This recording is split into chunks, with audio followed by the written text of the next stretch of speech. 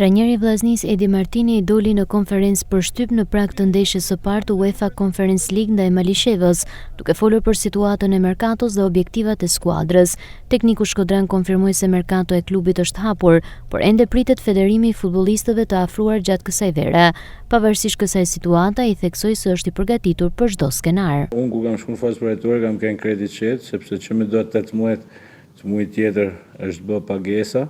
Nuk e di për çfarë arsye si tek qysh janë punë, sepse nuk është fushë eme dhe nuk di me komentu, por di që është hap edhe di që mendoj që gjithçka do jetë në rregull.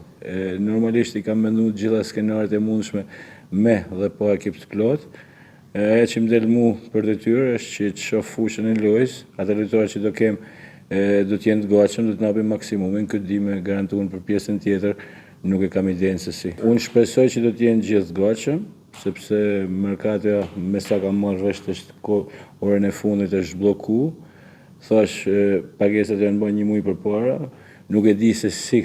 Megjithatë thash do të jemi gatshëm për të dy skenaret. Sa i përket sfidës me Malishevën, trajneri kuqeblu shpreh se Vllaznia do të jap maksimumin për të marrë një rezultat pozitiv, ndërsa vlerësoi skuadrën kosovare si kundërshtarin më të vështirë që mund t'i binte në shortin e turit të parë të Conference League. Jo, me thënë drejtën nuk e kisha dëshirë, nuk kisha dëshirë të përballesha me ekip shqiptar. Megjithatë kjo është fati i shortit, këta janë kapriçet e tij. Do kisha domethënë ishte ekipi më i mirë i mundshëm të gjitha ata ekipet që mundishin në ra.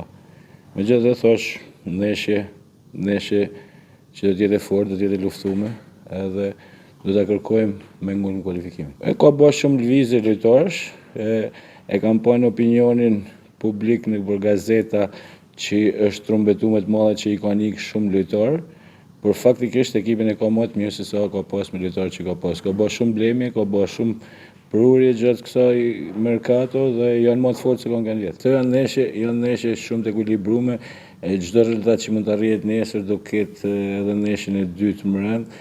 Nuk mendoj në asnjë mënyrë që mund të zgjidhet tek ndeshja e parë, janë të dyja ndeshje, duhet të jeni të kujdesshëm, sepse janë dy takime ku mandej vjen eliminimi, pra është një ndeshje që s'mundesh me luajë gjithçka për gjithçka, duhet të jesh i kujdesshëm, duhet të mendosh edhe për ndeshjen tjetër. Tashmë mbetet fusha ajo që do të jap verdiktin, me Vllaznin që synon të nisë aventurën europiane me një rezultat pozitiv, pavarësisht vështirësive të hasura në prag të këtij takimi.